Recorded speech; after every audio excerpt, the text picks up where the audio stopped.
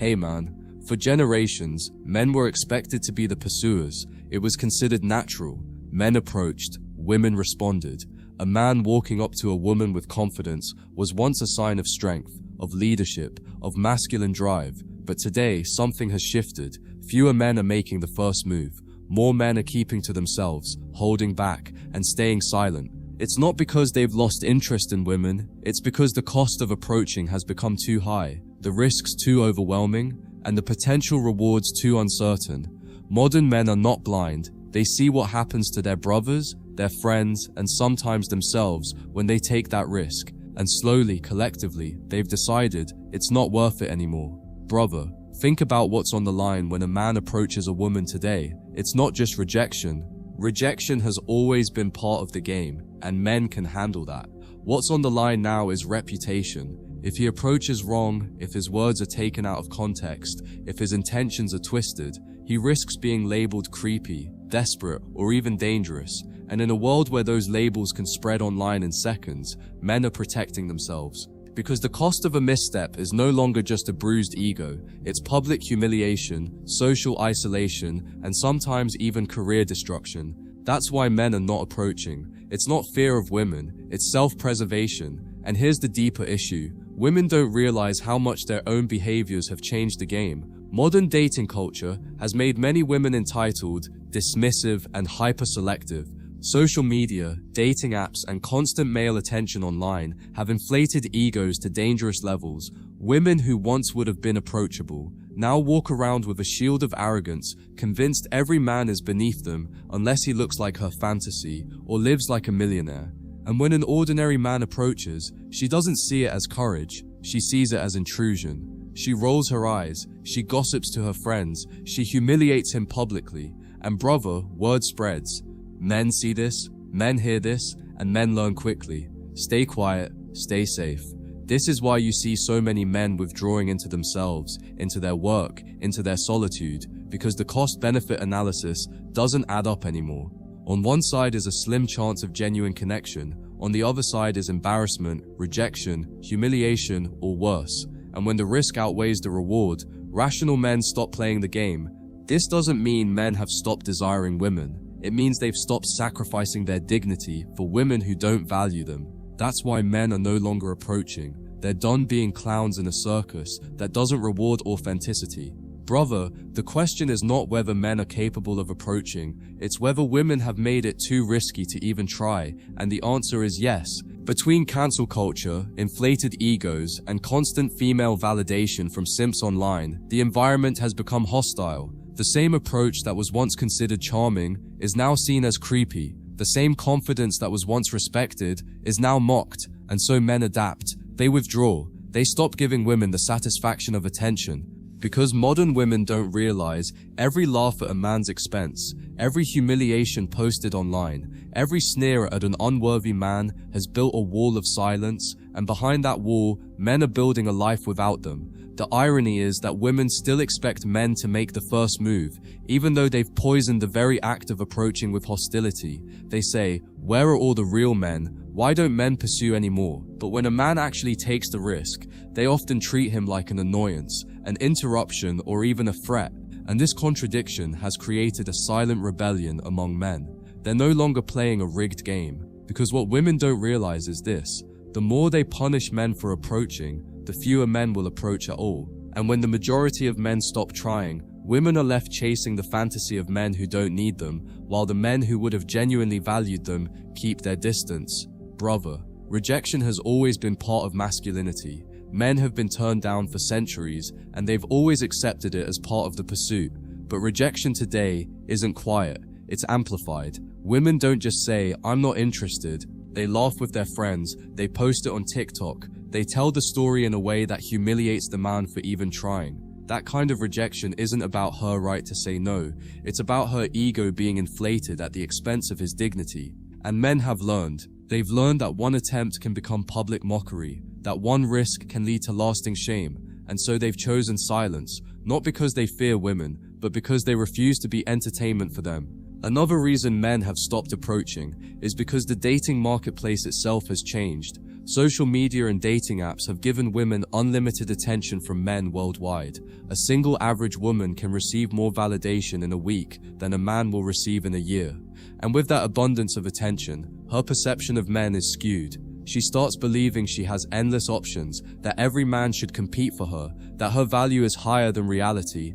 So when a man approaches in real life, he's not being judged as an individual. He's being measured against the fantasy of hundreds of men in her inbox, and most men can't and won't compete with an illusion. Why approach when the competition is digital, constant and stacked against you? Brother, we also have to talk about risk in the legal and social sense.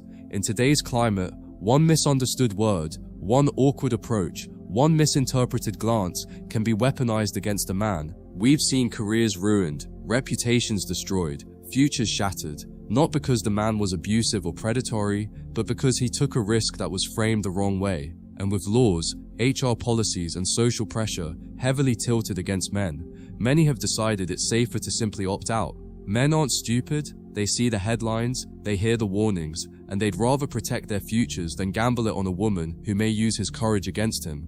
The truth is, men are tired of being shamed for being too forward, but also shamed for being too passive, tired of being told to man up, while also being accused of toxicity when they do, tired of pouring effort into women who reward their courage with arrogance, and that exhaustion has created a new kind of man, the man who refuses to play by old rules. He doesn't approach randomly, he doesn't chase validation, he doesn't risk his peace to impress women who don't even appreciate it. He stays focused on his mission, his money, his fitness, his purpose, and if a woman wants access, she has to show interest first. That's not bitterness, that's balance. That's men finally realizing that silence is safer than humiliation.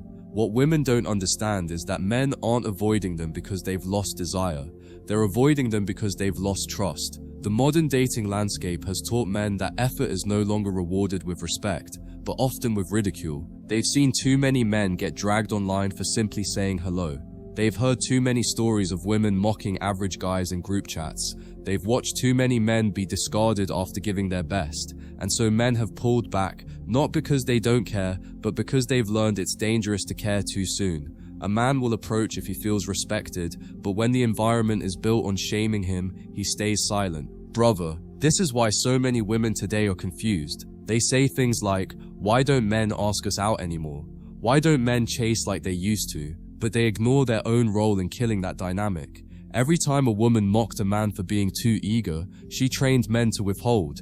Every time she posted screenshots of cringe messages, she created another man who won't take the risk. Every time she rolled her eyes at a genuine approach in public, she made every other man in the room think twice about doing the same. Men are not blind, they observe, they adapt, and adaptation has led to withdrawal. And here's where it gets even more ironic. Women are now the ones complaining about loneliness, about the lack of real men, about how they never get approached anymore. They don't realize they created the very problem they're now lamenting. When you punish men for approaching, men stop approaching. When you treat attention as a burden instead of a privilege, men stop giving it, and the result is a dating market filled with resentment. Women waiting for men to act, and men refusing to act because the risk isn't worth it. Both sides are frustrated, but only one side caused the imbalance. Men didn't suddenly change, they just stopped playing games where the rules were rigged against them. Brother, think about the mental state of men today. Decades ago, a man could approach a woman with confidence knowing that even if she wasn't interested, he'd be treated with a baseline level of respect. Today, respect is gone. Men are mocked, recorded, turned into content for clicks, humiliated for sport. And over time, this breaks down the willingness of men to try.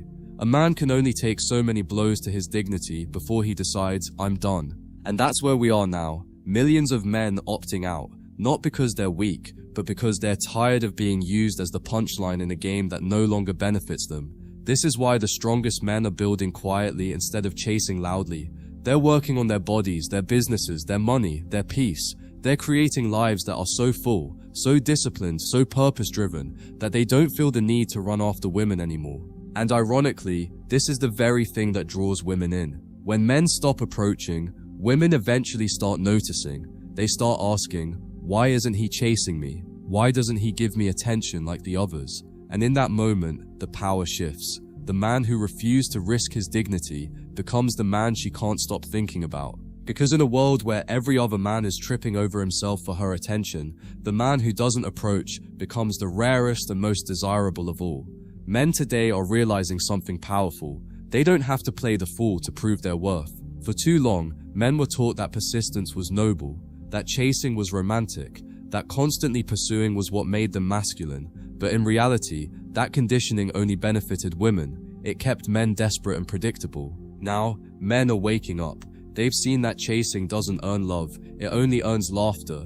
They've seen that persistence isn't interpreted as devotion, but as desperation, and so they've chosen to stop. Not because they can't, but because they won't. They refuse to keep throwing themselves into a fire that has no reward. Brother, this is also why the passport movement and men going their own way have gained traction. Men are no longer confined to one cultural narrative. They're realizing they can leave toxic dating markets behind and explore new ways of living. They can build their own lives, travel, focus on brotherhood, fitness, financial freedom, and peace. And in doing so, they're sending a message louder than any words could express. We don't need women who don't respect us. That message is shaking the system, because women who once mocked men for being too eager are now asking, where did all the good men go? The answer is simple: they walked away. The danger for women is that once men stop approaching, they may never return. Because when a man finds peace in solitude, when he discovers fulfillment in purpose, when he realizes he doesn't need validation to be whole, why would he go back to begging for scraps of respect? That's what's happening right now. Millions of men are realizing that their energy is better spent on building themselves than on chasing women who laugh at them. And once that realization sticks, it's permanent. Because a man who has tasted freedom doesn't return to slavery. And modern dating, for many men, feels like slavery: endless giving, endless risking, with no guarantee of loyalty in return. And here's where the truth cuts deep. Women created this risk themselves, by mocking men who approached with sincerity, by treating attention like an entitlement, by using men for validation, by humiliating those who weren't their type. They built the walls men now refuse to climb. And the tragedy is that not all women are guilty, but enough are that men don't want to take the chance. Why risk humiliation when peace is easier?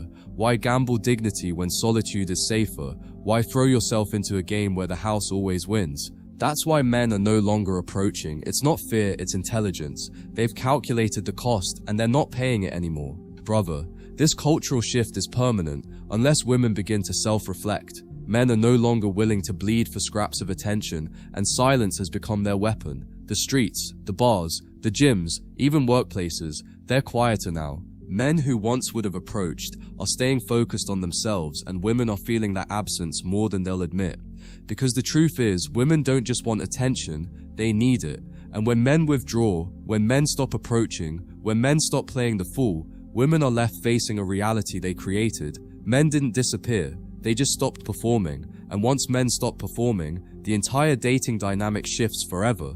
The truth is, women will never admit it openly, but they are starting to feel the consequences of men stepping back.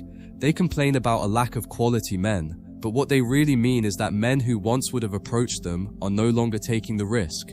They're starting to realize that their arrogance and mockery didn't just filter out the men they didn't want, it filtered out the men they actually needed. The men who would have been loyal, who would have been strong, who would have led with honor. They're no longer putting themselves on the line. Women thought they could humiliate men endlessly without consequence, but now they see the silence, the absence, the void, and it terrifies them. Brother, the game has changed because men have changed. Men are no longer seeking validation from women who treat them like disposable entertainment. They're seeking validation in their mission, in their discipline, in their brotherhood, and this shift is making them stronger, not weaker.